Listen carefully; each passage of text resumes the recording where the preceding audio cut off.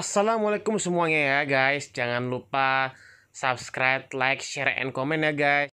Halo nakama One Piece semua. Konnichiwa nasan, ohayo arigato gozaimanasan. Saya Farhan Rabani Derajat. Seperti biasa, saya akan terus membahas manga cerita One Piece di episode hari ini. One Piece bukan hanya cerita sekedar petualangan, bukan hanya sekedar cerita tentang mengenai buah iblis, tetapi One Piece menceritakan konflik, intrik, persahabatan, maupun kisah petualangan Mugiwara no Pirates bersama rekan-rekannya dalam mencari harta karun One Piece. Ingin tahu mengenai kisah lanjutan One Piece kali ini? Mari kita lanjut berlayar di YouTube channel aku, Farhan Rabani Derajat. One Piece chapter 1058 sudah keluar nakama semua. Oke nakama semua, tanpa menunggu lama-lama lagi, mari kita lanjut berlayar dan membahas One Piece 1058. One Piece 1058 diberi judul Kaisar Baru, yaitu judul chapter kali ini merujuk kepada Yonko Luffy dan juga Yonko Kapten Bajak Laut Jenius Badut Buggy, yang betul-betul mereka merupakan Yonko terbaru yang telah menggantikan posisi Yonko era lama dari Kaido maupun Bajak Laut Big Mom. Oke nakama semua, masuk ke cerita chapter kali ini. Dimulai di setting situasi kapal Thousand Sunny yang sudah berada di lautan lepas dengan menuju arah log post yang telah meninggalkan cerita negeri Arc Wano Kuni. Di sini ada kelucuan dan kekocakan yang bisa kita lihat dan diperlihatkan. Ada Nami yang sangat marah pada Luffy atas apa yang telah dia lakukan ketika mereka meninggalkan pulau di negeri Wano Kuni. Maksudnya gini ya nakama semua, penjelasannya dimanapun kalian berada, saat kapal mereka dan 3 generasi ini terjun bebas dari atas terjun negeri Wano Kuni. Di sini nakama, kita lihat Luffy yang dikurung di dalam sangkar dengan wajah yang penuh tonjolan dan luka akibat hantaman dari Nami nakama semua. Di sini diperkenalkan sebagai salah satu dari 4 Yonko Mugiwara no Luffy. Seorang Yonko yang kita lihat nakama semua diperkenalkan dengan kondisi babak belur nakama semua. Benar-benar sungguh mengejutkan ya nakama semua melihat sang kapten Bakasencho kita dihajar oleh navigator tergalak. Luffy seorang Yonko meminta maaf atas apa yang dilakukan ketika meninggalkan Wano Kuni. Tapi Nami masih dalam keadaan marah dan mengatakan kepadanya ada batas dari kebodohannya. Dan kali ini nakama semua, dia telah melampauinya. Kemudian ya nakama semua, di situ kita melihat Jinbe mencoba meredam ketegangan dengan mengatakan jika semua orang baik-baik saja.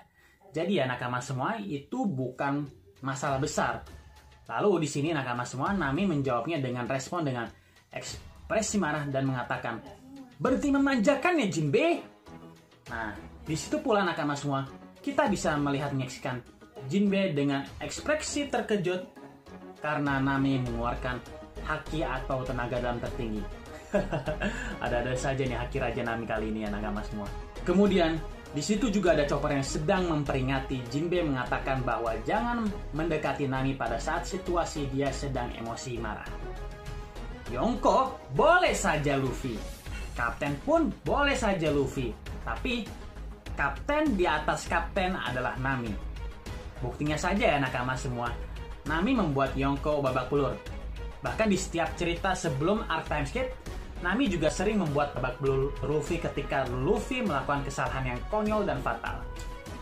Memang the best sih untuk navigator ini, selalu menasihatin Luffy mungkin dengan cara yang agak kasar tapi lucu ya nakama semua. Lalu nakama semua dimanapun Anda berada, di situ kita bisa melihat menyaksikan si pembuat kapal atau si tukang benerin kapal Franky yang bangga dengan ketahanan kapal Thousand Sunny. Meski kapal itu telah jatuh dari air terjun, namun hanya rusak sedikit. Lalu nakama semua, Cerita di kapal Tausen Sunny berlanjut. Tiba-tiba nakama semua, kita dikejutkan dengan burung Yuskop atau burung yang mengantarkan surat kabar di One Piece. Nah, burung ini memberikan koran kepada Nico Robin dan memberitahu semua orang bahwa ternyata nih nakama semua, ternyata harga buronan dan dari seluruh anggota bajak laut topi jerami sudah keluar. Lalu nakama semua dimanapun kalian berada, kita bisa melihat dan menyaksikan ada Sanji yang tersandung jatuh ketika dia mencoba mendekati Nico Robin sehingga bounty bertebaran di mana-mana. Dan di saat yang sama, kita bisa mendengar narator One Piece berbicara tentang harga bounty dari Yonko Mugiwara no Luffy, yaitu seorang kapten armada besar topi jerami yang terdiri dari 5.600 anggota dan 9 komandannya. Wow, ini benar-benar keren banget untuk Yonko kapten tercinta satu ini. Oke, aku akan jelaskan berapa harga bounty para kru bajak laut topi jerami maupun si Luffy si topi jerami nakama semua. Yang pertama nakama, si dokter kapal Tony Chopper, si pecinta permen karet kapas. Diperkenalkan sebagai binatang peliharaan dengan bounty 1000 berry. Lalu Chopper berteriak karena bounty-nya hanya naik 900 berry. Yang kedua nakama semua, ada si navigator, si kucing pencuri Nami dengan harga bounty 366 juta berry. Dan di situ nakama semua, kita bisa melihat dan menyaksikan Nami begitu ketakutan dengan harga buronan miliknya. Dan dia berpikir orang-orang akan mengincarnya karena harga buronan Nami sudah mencapai ratusan juta yang sangat besar. Oh, keren deh. Kemudian yang ketiga, ada pemusik Soul King Bro dengan bounty 983 juta BRI. Yuhuhuhuhu. Dan kemudian yang keempat, si pembuat kapal Cyborg Franky dengan harga buronan 394 juta BRI. Dan di momen ini nakama semua, kita bisa melihat dan menyaksikan dengan poster buronan Franky yang berubah menjadi foto kapal Tausen Sanigo. Benar-benar dia kaget dan tidak terima fotonya diganti dengan kapal foto Tausen Sanigo. Ini benar-benar sumpah ya guys nakama semua. Ini merupakan momen paling lucu dan ngakak nakama semua. Dengan ekspresi yang sangat marah, Franky protes dengan poster buronan miliknya. Dan selanjutnya yang kelima, si raja penembak jitu, yaitu si penembak jitu God Usopp dengan harga bounty 500 juta berry. Dan ini nakama semua benar-benar sangat fantastik dan luar biasa mendapatkan bounty yang sangat tinggi. Dan hal tersebut nakama semua persis yang dia dapatkan saat menjadi buronan tertinggi di peristiwa cerita Arc Dressrosa. Bagi saya nakama semua, bounty 500 juta berry ini sangat layak didapatkan oleh Usopp karena aksi kolaborasi bersama Kibi Dango Otama. Peran Usopp pula di Onigashima sangat viral dan dia adalah orang yang berhasil membuat para gifters berpihak pada Kaido. Gifters berpihak ke para pasukan aliansi, sehingga para elit dengan mudahnya bisa fokus bertarung masing-masing dengan para elit musuh. Dan juga cara Usopp menipu para krocok-krocok Kaido dengan mengatakan dia adalah orang yang mengalahkan dua Tobi Roppo dengan hoki-hoki asyik dan unik dan sangat layak mendapatkan 500 juta berry. Ini benar-benar hoki dan hebat untuk Usopp mempunyai strategi yang benar-benar jitu banget untuk mengalahkan krocok-krocok Kaido. Kemudian yang keenam, ada arkeolog si anak iblis Nico Robin dengan bounty 930 juta berry. yaitu bounty yang sangat cukup tinggi bagi Nico Robin. Berhubung Nico Robin adalah orang yang berkemampuan paling berbahaya di dunia One Piece. Ditambah nakama semua, fakta membuktikan bahwa dia adalah salah satu kru dari seorang Yonko. Hal ini membuktikan pemerintah dunia tidak main-main lagi dengan status Nico Robin, karena Nico Robin ini merupakan teka-teki saksi kunci membaca sejarah Poneglyph menuju ke arah Laugh-Tale, yaitu harta karun One Piece yang harus mereka dapat. Kemudian yang selanjutnya, diperkenalkan 3 bounty kru tertinggi Mugiwara no Luffy. Yang pertama, Koki Vinsmoke Sanji si kaki hitam dengan harga bounty 1 miliar 32 juta berry. Yang kedua, Juru Kemudi Kesatria Lautan Jinbe dengan harga 1 miliar 100 juta berry. Dan yang terakhir, sang pendekar pedang pemburu bajak laut Roronoa Zoro dengan harga bounty 1 miliar 100 juta 1100 berry. Di saat diumumkannya nilai bounty para kru komandan bajak laut Mugiwara no Pirates, nakama semua, kita bisa melihat dan menyaksikan Sanji terbaring dengan tubuh berapi-api ketika membandingkan bounty miliknya dengan Roronoa Zoro dan juga Jinbe. Di situ Jinbe bertanya kepada Sanji, apakah dia baik-baik saja? Lalu Roronoa Zoro berkata dengan Jinbe, jangan hiraukan dia lagi, Jinbe. Jangan buang waktumu untuk nomor 4. Lalu nakama semua, di situ terjadilah pertaruhan epik asyik lucu yang sudah lama tidak kita lihat nakama semua dimanapun kalian berada antara dua orang ini, baik itu Zoro maupun juga Sanji. Lalu nakama semua dimanapun kalian berada, cerita panel ini berlanjut di Pulau Karaibari, yaitu tempat kekuasaan dari Yonko bajak laut badut bagi.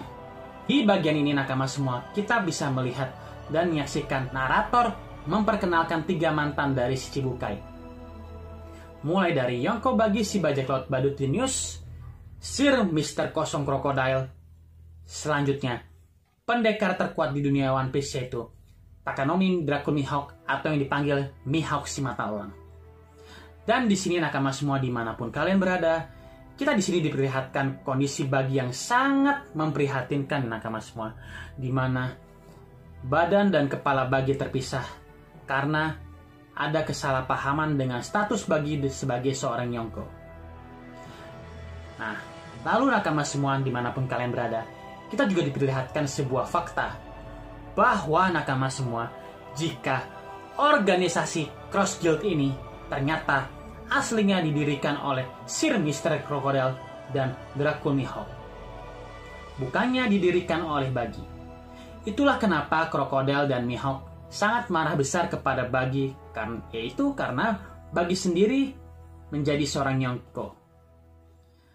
Di cerita momen yang sama nakama semua dimanapun kalian berada, kita bisa melihat dan menyaksikan si Gak ada Galion alias Mr. 3 yang senang dengan kehadiran Sir Crocodile yang merupakan mantan kaptennya.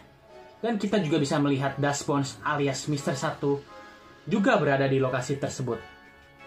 Dan di pojokan lainnya, kita bisa melihat kru inti dari bajak laut Bagi, mulai dari Moji, Richie, Kabaji, dan Alvida yang pasrah dengan nasib kapten mereka Bagi karena babak belur dihajar sama Mihawk maupun Crocodile. Kemudian cerita lain kita diperlihatkan sedikit flashback dari Takanomi Dracul Mihawk di Pulau Kuraigana sebelum angkatan laut menyerang Dracul Mihawk, di mana Sir Crocodile menghubungi Mihawk dengan menggunakan Denden Mushi-nya dan mengajak Mihawk bekerja sama dengan dirinya, yaitu dengan tujuan untuk membangun sebuah organisasi untuk melawan angkatan laut.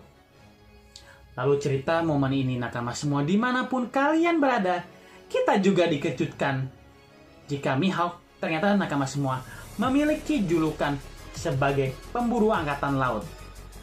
Hal ini nakama semua ini merupakan paralel dari Roronoa Zoro, sang pemburu bajak laut. Lalu nakama semua dimanapun kalian berada, kita diperlihatkan sedikit flashback lagi, di mana Angkatan Laut mengepung Pulau Karai-Bari dan Buggy mempersiapkan dirinya untuk kabur. Lalu di momen ini kita bisa melihat semua bawahan Buggy kaget. Di situ kenapa bawahan Buggy kaget, Nakama? Ya, karena semua kapal perang Angkatan Laut hancur satu persatu. Lalu Nakama semua kita bisa melihat dan menyaksikan orang yang mengalahkan dan menghancurkan semua kapal perang tersebut ialah mantan Shichibukai sekaligus mantan pemimpin organisasi kriminal Barak Works di peristiwa insiden perang Alabasta, yaitu Sir Mr. Crocodile dan wakilnya Das Bones alias Mr. 1. Kemudian akhirnya kita tahu alasan Crocodile datang dan seolah-olah datang membantu Buggy. Hal tersebut semata-mata karena Buggy memiliki hutang yang besar kepada Crocodile. Jadi sebenarnya Sir Crocodile datang ke Pulau Karai-Bari dengan tujuan yaitu untuk menagih hutang Buggy yang ternyata Nakama semua sudah lama tidak dibayar. Ternyata ya, faktanya membuktikan bahwa Buggy juga memiliki hutang dengan Crocodile.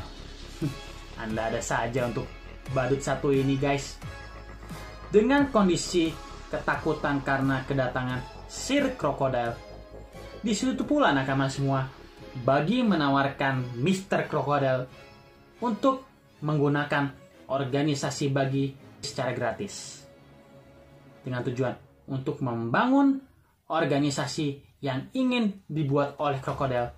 Dan selain itu, Buggy bersedia menjadi bawahan Crocodile sebagai ganti dari hutang miliknya. Kemudian Nakama semua dimanapun kalian berada, cerita kembali ke timeline saat ini, di mana Crocodile bertanya perihal poster yang disebarkan oleh para kru Buggy. Crocodile berkomentar kalau Buggy di sana terlihat sebagai orang penting. Lalu Buggy dengan ekspresi ketakutan mengatakan itu hanya kesalahpahaman karena ulah dari anak buahnya yang membuat poster Buggy terlihat keren di poster tersebut. Lalu cerita panel ini Nakama semua dimanapun kalian berada berpindah ke lokasi lain. Di setting markas besar Angkatan Laut, kita diperlihatkan dengan para perwira Angkatan Laut dan ada Mayor Brand New mengatakan pertemuan rapat darurat. Di sini Brand New berbicara tentang Lord Buggy dan mengatakan jika Buggy tidak hanya dalang dari insiden Impel Down, tetapi dia juga salah satu dari kru bajak laut dan teman dari Yonko Akagami no Sang, si rambut merah, yang keduanya merupakan murid dari Raja Bajak Laut Goldie Roger sekaligus krunya. Dan Brand New mengatakan kalau karisma Buggy berhasil membuat mantan Shichibukai yaitu Sir Crocodile datang membantunya di Pulau Karai-Bari.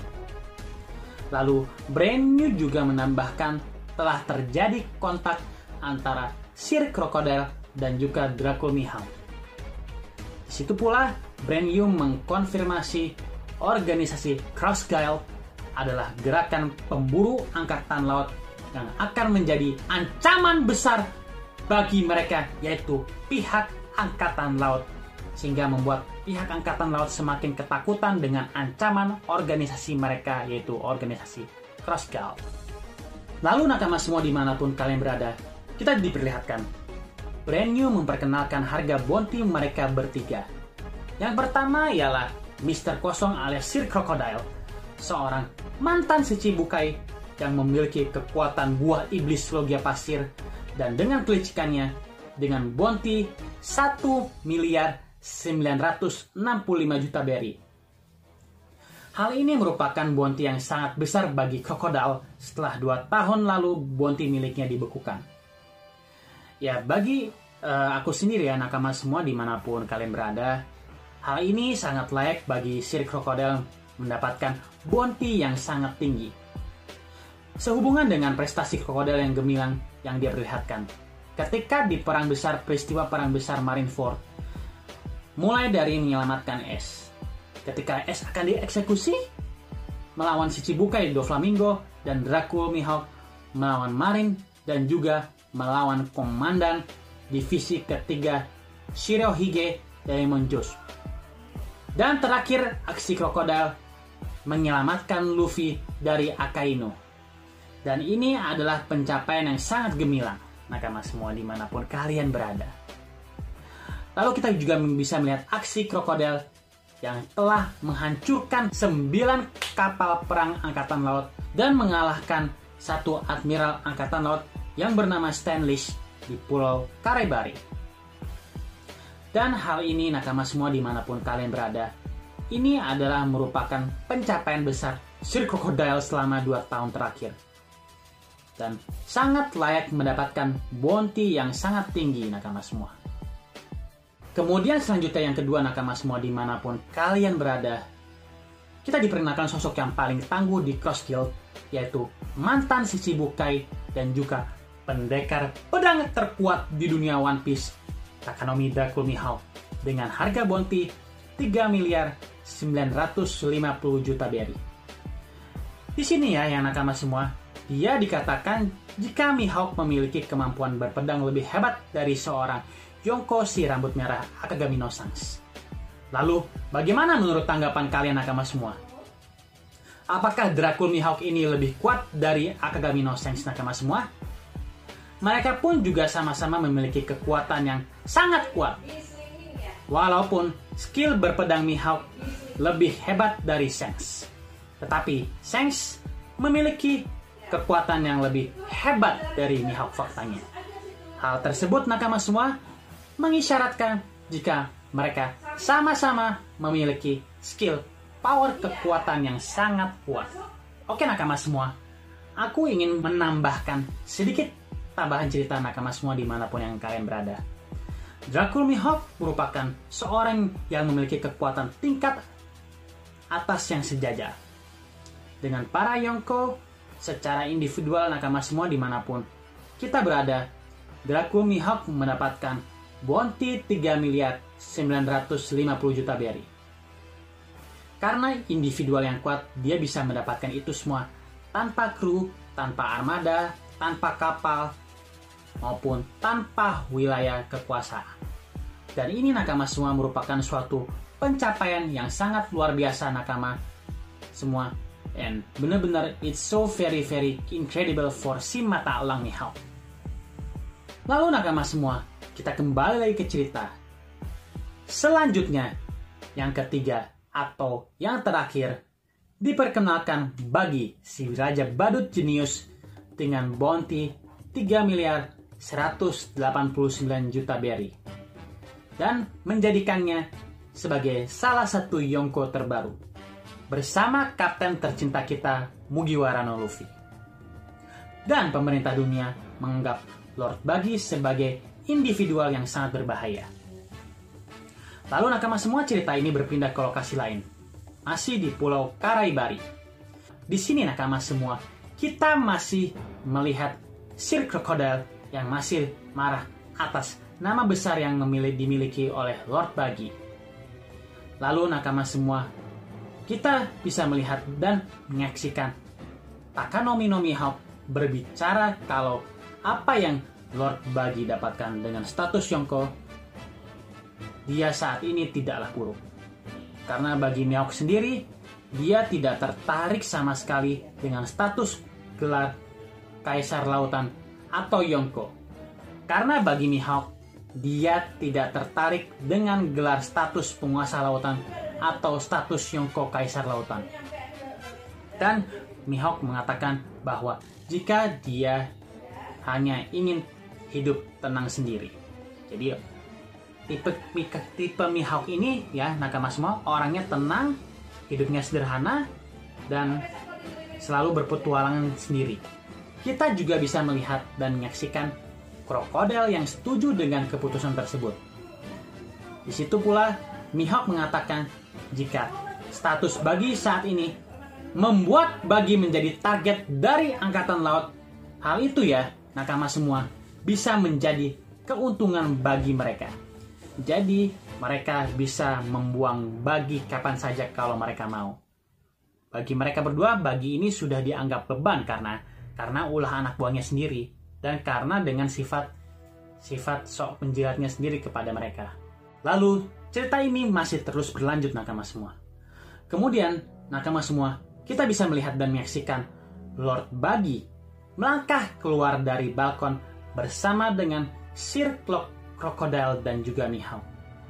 Kemudian, dia menginformasikan tentang aliansi baru mereka. Dan kemudian Lord Buggy berkata, "Dengarkan kalian semua. Kami membentuk organisasi Cross Guild dengan tujuan untuk mempersiapkan era yang baru." Dan selanjutnya nakama semua, Lord Buggy memperkenalkan para eksekutif terbaru mereka. Ya, walaupun Cross Guild ini aslinya ketuanya Crocodile, ya nakama semua. Yaitu mantan Shichibukai Sir Crocodile dan juga pendekar terkuat di dunia One Piece, Takanomi Dracul Mihawk atau yang dipanggil Mihawk si mata elang. Dan di situ juga nakama semua, kita bisa melihat dan menyaksikan para bawahan Buggy yang bersorak untuk mereka bertiga atas terbentuknya organisasi Cross Guild. Kemudian cerita panel ini berpindah ke lokasi lain, yaitu di Pulau Kamabaka Kingdom. Di sana, kita melihat Koala senang dengan kedatangan seluruh komandan dari tentara revolusioner seperti Karasu, Morley, dan Lindbergh yang telah kembali dengan selamat. Di situ pula kita juga melihat komandan lain seperti Ivankov dan Delio Betty yang berada di sana. Dan juga kita bisa melihat Karasu berbicara dengan Monkey D. Dragon dan mengatakan tentang insiden yang terjadi setelah mereka berpisah dengan Sabo. Itu dia memilih percaya dengan apa yang dilakukan oleh Sabo. Di sisi lain nakama semua, kita melihat Koala datang mendekati komandan tertinggi dan pasukan revolusioner, yaitu Monkey D. Dragon. Lalu di sini ya, ada percakapan Monkey D. Dragon dan mengatakan dia senang Sabo baik-baik saja. Tapi jika si Sabo ini benar-benar membunuh Raja Cobra, maka si Monkey D. Dragon tidak akan memaafkan Dragon dan tidak peduli apapun alasannya. Kata Dragon itu sendiri nakama semua. Dan nakama semua dimanapun kalian berada, kita bisa melihat Dragon mendekati Bartholomew Kuma yang ternyata juga berhasil kabur dari tanah suci Marijoa. Lalu The Dragon bertanya kepada Kuma, "Apa yang sebenarnya kau lihat?" Lalu Kuma menjawab, "Berikan aku perintah, Master." Lalu di saat bersamaan kita melihat, tiba-tiba kita melihat Denden Mushi berdering. Tapi di sisi lain juga kita akan diperlihatkan situasi terkini dari para angkatan laut ya, nakama semua, yang sedang mencoba membajak atau menghadap panggilan yang terjadi di Kamabaka Kingdom. Di saat yang bersamaan, telepon yang berbunyi tersebut adalah panggilan dari Sabo. Lalu kita melihat halaman terakhir berbicara di akhir panel. Apakah kita mengetahui kebenarannya? Dan akhirnya cerita manga One Piece 1058 berakhir nakama semua dimanapun kalian berada. Di sini aku bertanya-tanya di bagian akhir, apakah yang terjadi pada Sabo selanjutnya? Lalu apakah betul si Raja Cobra atau Raja Arabasta ini terbunuh karena Sabo, ataukah terbunuh dengan pelaku yang lain? Atau juga apakah ini Raja si Cobra ini bunuh diri mengingat Raja Cobra menyembunyikan sesuatu dari pemerintah dunia? Mari kita tunggu di chapter One Piece selanjutnya nakama semua. Dan jangan lupa view full subscribe aku di channel aku, Farhan Rabani Channel. Sekian dari aku. Konnichiwa nasan, oni ohayo gozaimasan, sayonara nasan. Bye. Assalamualaikum warahmatullahi wabarakatuh. Semoga ini menjadi hiburan untuk kita semua.